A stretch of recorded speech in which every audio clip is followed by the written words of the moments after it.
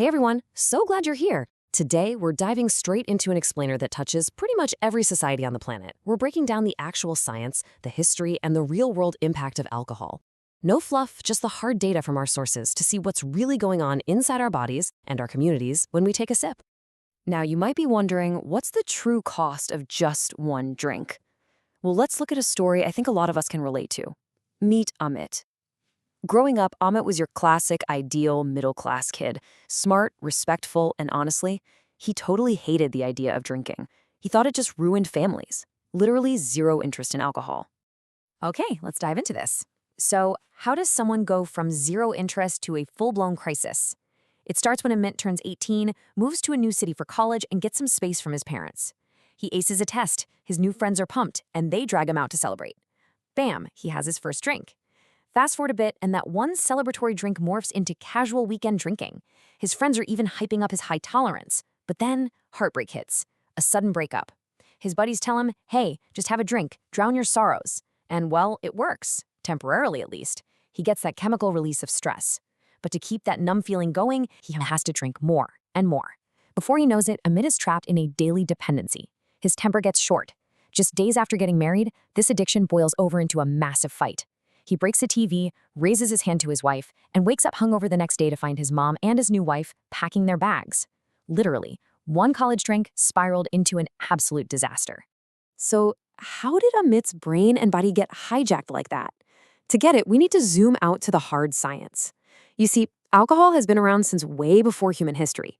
In nature, when fruit gets overripe, yeast basically snacks on the natural sugars and spits out carbon dioxide and alcohol. It's a completely natural process called fermentation.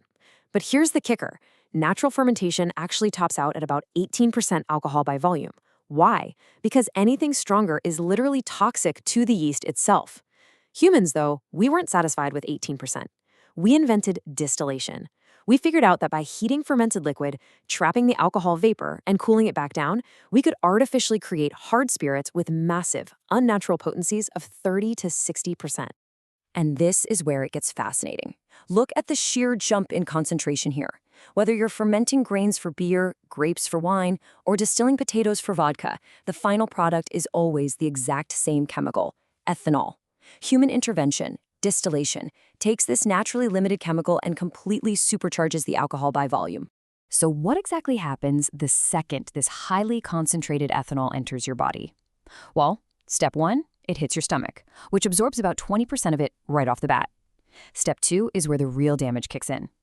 A little valve called the pyloric sphincter opens up, and that alcohol just floods into your small intestine, getting rapidly absorbed straight into your bloodstream. And hey, if you're drinking on an empty stomach or mixing it with carbonated sodas, that pressure makes this happen lightning fast. From the blood, it takes the express lane straight to the organs with the highest blood flow, your brain and your liver. Now, your liver is essentially your body's built-in filtration system, and it immediately goes to war. It uses an enzyme called ADH to turn that ethanol into a highly toxic chemical called acetaldehyde. By the way, that's the nasty poison responsible for your pounding headaches and hangovers. Then, a second enzyme, LDH, jumps in to convert that poison into harmless acetate. But here is the massive bottleneck. Your liver can only work at a fixed, limited speed. There's no rushing it. If you drink faster than your liver can filter, those toxins just back up into your bloodstream and your blood alcohol concentration goes through the roof. And over time, constantly forcing your liver to filter this poison, it takes a brutal biological toll. Our source breaks down 4 distinct stages of liver damage. It kicks off with fatty liver. The good news? This stage is actually reversible if you just stop drinking. But if you don't, it escalates to hepatitis, which is painful swelling, and then fibrosis, which is literal scar tissue forming on the organ. Finally, you hit stage 4, cirrhosis. This is an irreversible hardening of the liver that leads to total failure. It's frequently fatal, and the sheer cost of medical care at this stage can wipe out a family's life savings in an instant. It's devastating. But as bad as that is, the damage isn't just happening in your liver. Let's look upstairs at the brain. And this brilliantly illustrates what's going on mentally. Your brain uses chemicals called neurotransmitters to communicate. Think of GABA as your brain's brake pedal. It calms things down. Glutamate, on the other hand, is the gas pedal. It keeps you sharp, active, and firing on all cylinders. Alcohol slams on the GABA brakes and completely cuts the glutamate gas. Your processing slows to a crawl. And long term, it actually shrinks your brain's frontal lobe, destroying your emotional control, and damages your hippocampus. That means short-term memories can't convert into long-term memories, which is exactly why people experience those terrifying memory blockouts. Which brings us to some of society's absolute favorite excuses. I mean, we've all heard this one, right? Red wine is healthy because it has antioxidants. Just look at the French. They drink wine all the time, and they're fine. Well, let's look at the actual facts directly from the data. Yes, sure, there are antioxidants in red wine, but guess what? They come from the grapes. If you want the health benefits, literally just go eat some regular grapes. The cellular harm caused by the ethanol in that wine far outweighs any tiny benefit you're getting from those antioxidants. In fact, studies clearly show that drinking red wine does absolutely nothing to lower your overall cancer risks compared to any other type of alcohol. Okay, how about this incredibly common myth? Beer and wine are naturally fermented, so they're basically just soft drinks, way safer than hard liquor. Here is the harsh biological reality. Your liver has absolutely no clue what kind of fancy beverage you just swallowed. It only registers one thing: ethanol. Because of the way standard drinks are poured, a pint of strong beer, a glass of wine, and a shot of distilled whiskey all hit your system with roughly the exact same amount of ethanol, about 10 to 14 grams. The alcohol volume is practically identical, and your liver is going to process it the exact same way, no matter how it's packaged. Oh, and we can't forget the classic winter justification. Having a quick drink keeps you warm when it's freezing outside. Actually, this is a super fascinating biological illusion. When you drink, alcohol expands the blood vessels right near the surface of your skin, so your nerve endings suddenly feel this incredible rush of warmth. But because all that warm blood is rushing to the surface, it's actually leaving your vital internal organs. Your core body temperature drops rapidly. So you feel warm and toasty on the outside, but you're actively losing vital heat on the inside, which dramatically spikes your risk of hypothermia in the cold. Crazy, right? And finally, we reach the ultimate rationalization of the casual weekend drinker. I just have one drink every now and then, so I'm completely safe. So the crucial point is this. According to the World Health Organization, there is no safe amount of alcohol consumption. Zero. None. Even a single drink weakens your immune system for up to 24 hours, leaving you way more vulnerable to infections. There's always a biological price tag attached to that drink, whether it's minor internal inflammation or elevated blood pressure the very next day. Now, let's pull back and look at the macro societal reality for a second. 2,600,000. That is the staggering number of global deaths caused by alcohol consumption every single year, straight from the WHO data in our source. Think about that. Globally, 4.7% of all human deaths worldwide are related to alcohol. It's a massive, massive global health crisis. And the psychological toll? It's just as severe.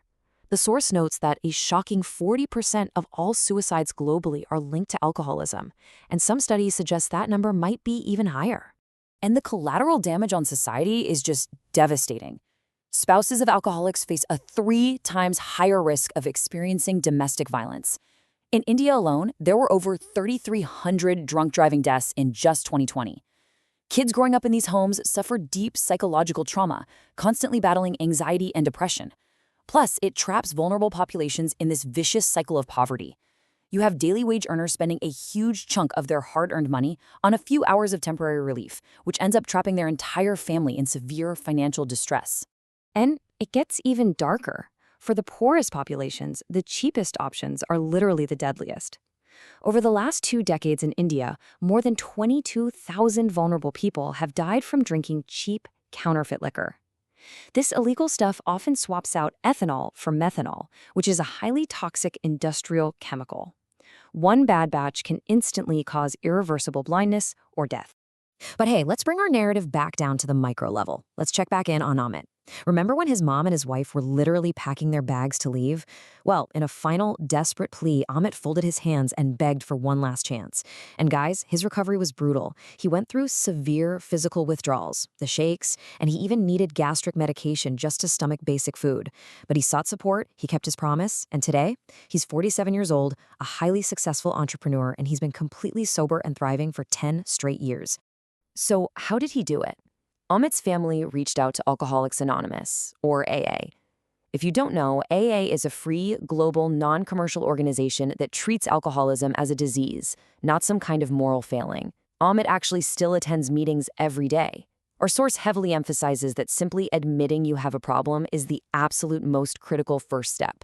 For anyone watching this explainer, if you or someone you love is struggling, there is zero shame in reaching out. There are free resources, amazing community support groups, and government helplines like 1446 available right now to help guide you out of the dark. So I want to leave you with this one question to take away. At your next social gathering, when the peer pressure starts creeping in and someone hands you a glass saying, "Come on, it's just one drink," what will you do? Will you choose water, H2O, over ethanol, C2H5OH? Now that you're armed with the clear, hard science about the profound risks to your brain, your liver, and your family, the choice is entirely yours. Thank you so much for joining us for this explainer, and stay curious.